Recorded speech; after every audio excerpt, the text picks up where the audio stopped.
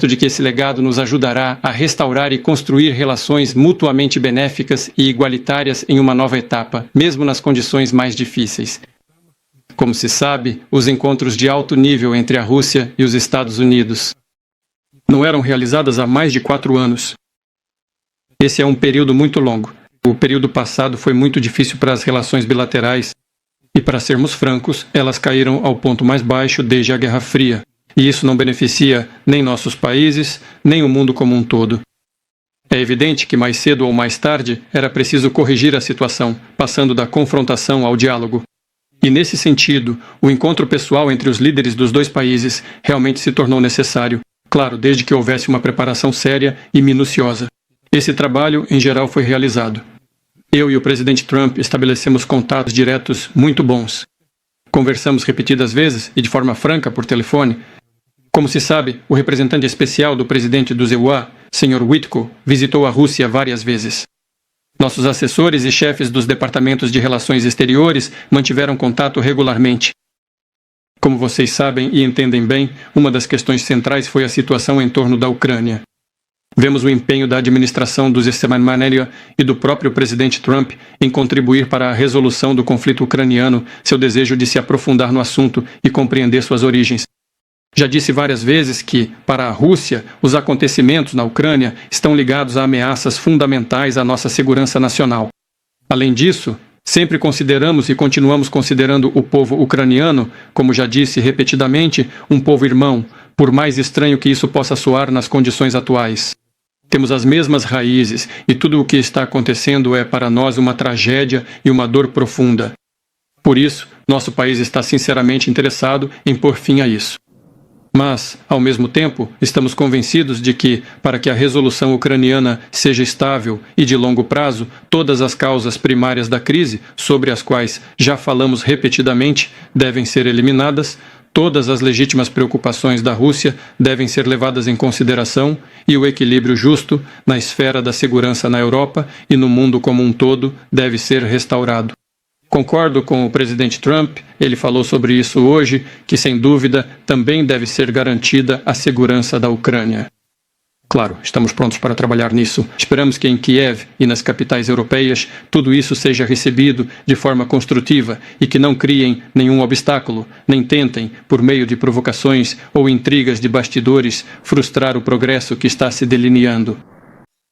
Aliás, com a chegada da nova administração do EUA, nosso comércio bilateral começou a crescer. Tudo isso ainda tem um caráter simbólico, mas mesmo assim são mais 20%. Quero dizer que temos muitas áreas interessantes para a cooperação conjunta. É evidente que a parceria empresarial e de investimentos entre a Rússia e os Estados Unidos tem um enorme potencial. A Rússia e os EUA têm muito a oferecer um ao outro em comércio, energia, esfera digital, altas tecnologias e exploração espacial. Também parece relevante a cooperação no Ártico, a retomada dos contatos interregionais, inclusive entre o nosso extremo oriente e a costa oeste americana. Em geral, é importante e necessário para nossos países virar a página e voltar à cooperação. É simbólico que nas proximidades da fronteira entre a Rússia e o Iraque, como já mencionei, passe a chamada linha internacional de mudança de data, onde literalmente se pode dar um passo do ontem para o amanhã. E espero que consigamos fazer o mesmo na esfera política. Gostaria de agradecer ao Sr. Trump pelo trabalho conjunto, pelo tom cordial e de confiança da conversa. O principal é que de ambos os lados havia uma disposição para alcançar resultados. Vemos que o presidente do Steinmeier tem uma visão clara do que deseja alcançar, preocupa-se sinceramente com a prosperidade de seu país e, ao mesmo tempo, demonstra compreensão quanto à existência dos interesses nacionais da Rússia. Espero que os acordos de hoje se tornem um ponto de apoio não apenas para a resolução do problema ucraniano, mas também marquem o início da restauração de relações comerciais e pragmáticas entre a Rússia e os Estados Unidos. E para concluir, gostaria de acrescentar o seguinte. Lembro-me de que em 2022, durante os últimos contatos com a administração anterior, tentei convencer meu então colega americano de que não era necessário levar a situação a um ponto em que pudessem ocorrer graves consequências na forma de ações militares. E disse diretamente naquela ocasião que isso era um grande erro. E agora ouvimos hoje quando o presidente Trump diz: se eu fosse presidente, não haveria guerra. Acho que, na verdade, não teria sido assim. Confirmo isso porque, de modo geral, estabeleci um contato muito bom, profissional e de confiança com o presidente Trump e, bem, tenho todos os motivos para acreditar que, seguindo por esse caminho, podemos chegar, e quanto mais rápido, melhor, à conclusão do conflito na Ucrânia. Agradeço a atenção de todos. Bem, muito obrigado, senhor presidente. Isso foi muito profundo. E eu diria que acredito que tivemos uma reunião muito produtiva. Houve muitos pontos em que concordamos. A maioria deles, eu diria, alguns pontos importantes em que ainda não chegamos lá, mas avançamos um pouco. Então, não há acordo até que haja um acordo. Vou ligar para a OTAN em breve. Vou ligar para as várias pessoas que considero apropriadas e, claro, vou ligar para o presidente Zelensky e contar a ele sobre a reunião de hoje. No fim das contas, cabe a eles decidir.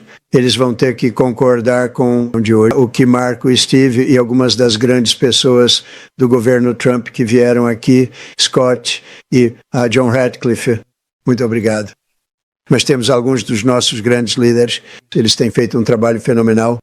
Também temos alguns representantes empresariais russos extraordinários aqui e acho que todo mundo quer negociar conosco. Nós nos tornamos o país mais quente do mundo em um período muito curto de tempo e, bem, estamos ansiosos por isso. Estamos ansiosos para negociar. Vamos tentar acabar logo com isso. Nós realmente fizemos grandes avanços hoje. Sempre tive um relacionamento fantástico com o presidente Putin, com Vladimir.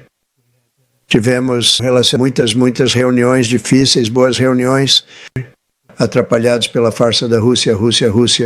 Isso tornou um pouco mais difícil negociar, mas ele entendeu.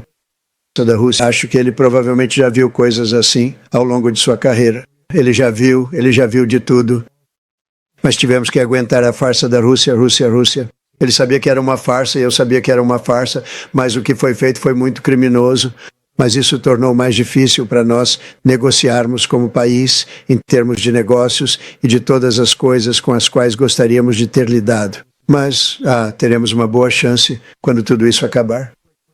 Então, só para resumir rapidamente, vou começar a fazer algumas ligações e contar o que aconteceu, mas tivemos uma reunião extremamente produtiva e muitos pontos foram acordados. Restam apenas pouquíssimos pontos, alguns não são tão significativos. Um deles provavelmente é o mais significativo, mas temos uma ótima chance de chegar lá. Nós não chegamos lá, mas temos uma ótima chance de conseguir. Gostaria de agradecer, chegar lá, ao presidente Putin e toda a sua equipe, cujos rostos que eu conheço em muitos casos, caso contrário, cujos rostos eu vejo o tempo todo nos jornais.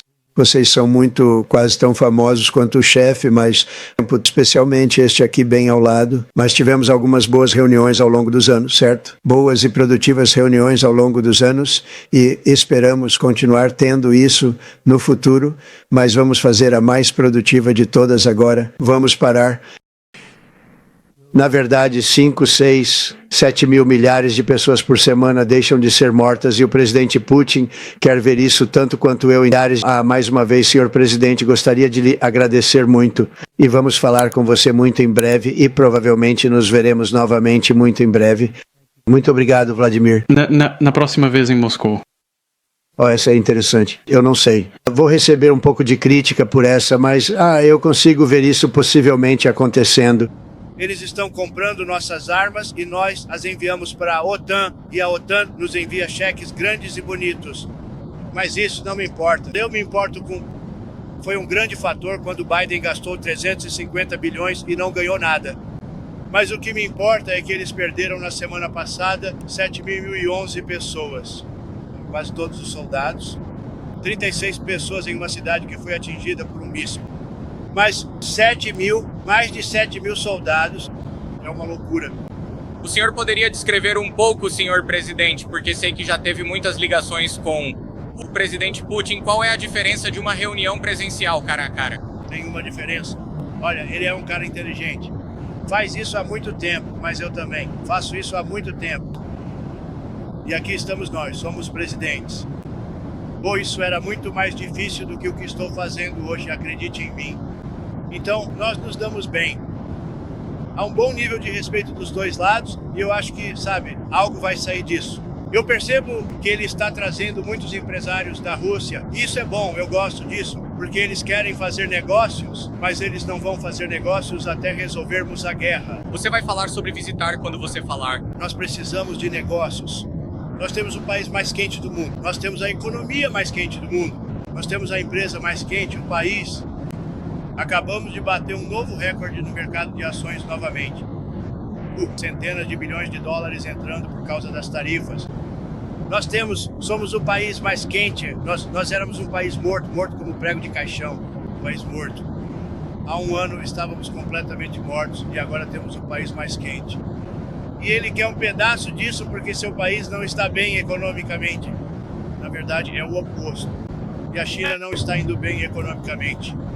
Mas todos nós somos... Olha, eu quero que todos se saiam bem.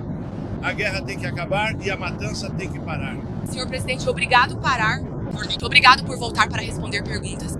Vimos que a Rússia continuou sua violência contra a Ucrânia na noite passada, lançando ainda mais drones.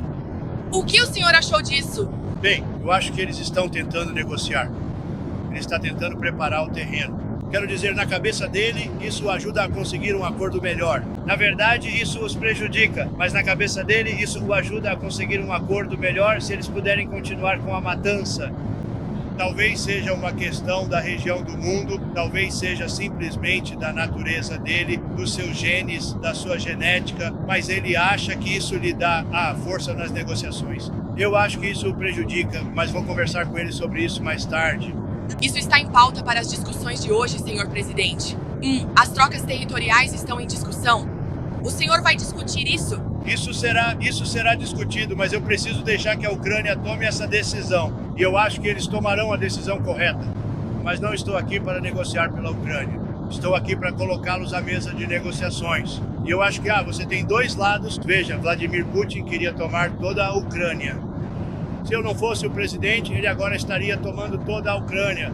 Mas ele não vai conseguir fazer isso. Senhor presidente. Possível. Só uma coisa. Enquanto a Também não quis dizer isso. A possibilidade de os Estados Unidos fornecerem garantias de segurança à Ucrânia? Talvez. Isso é junto com a Europa e outros países. Não na forma da OTAN, porque isso não vai... Sabe, há certas coisas que não vão acontecer. Mas, sim, junto com a Europa, há uma possibilidade disso. Senhor presidente, o senhor está vendo a quantidade de empresários que o presidente Putin está trazendo? É algo que você quer discutir com o presidente Putin nesta reunião? Sim, se nós fizermos progresso, eu discutiria isso, porque essa é uma das coisas que eles gostariam. Eles gostariam de obter uma parte do que construir em termos de economia. Só para você saber, éramos um país morto com nossa economia. Ele não teria interesse. Ele não teria se interessado há um ano com a economia de Biden. Mas ele está interessado na economia de Trump porque estamos indo... Espere para ver quando essas fábricas começarem a abrir. Temos centenas de fábricas por todo o país, incluindo fábricas de automóveis, fábricas de IA e todas as outras. Todas estão vindo porque querem evitar as tarifas. Porque se abrirem aqui, não precisam pagar tarifas. Se não abrirem aqui, terão que pagar, em alguns casos, 200%, 300%. Eu nem defini algumas das tarifas ainda. Vou definir tarifas na próxima semana e na semana seguinte sobre o aço e eu diria chips. Sobre o aço e o que mais? Chips e semicondutores vamos definir em algum momento na próxima semana ou na semana seguinte. Qual taxa você está considerando? Que taxa? Bem, vou definir uma taxa que será mais baixa no início. Assim, isso lhes dá uma chance de entrar e construir. E muito alta, depois de um certo período de tempo. E se eles não construírem aqui, terão que pagar uma tarifa muito alta, o que não funciona. Então eles virão e vão construir. Senhor presidente, o senhor havia dito mais cedo. Esse é um cavalheiro? Ele é péssimo com nomes. Ele não é um cavalheiro, Ele é uma boa pessoa. Ele está me ajudando. Ele é muito bom, ele é um dos poucos que são realmente legais. Você disse no início desta semana que Putin enfrentaria consequências severas se você percebesse isso dele. Mas ele não está interessado. O que quer dizer? Sim, economicamente severas. Sim, será muito severo. Não estou fazendo isso pela minha saúde, ok? Eu não preciso disso. Eu gostaria de focar no nosso país, mas estou fazendo isso para salvar muitas vidas.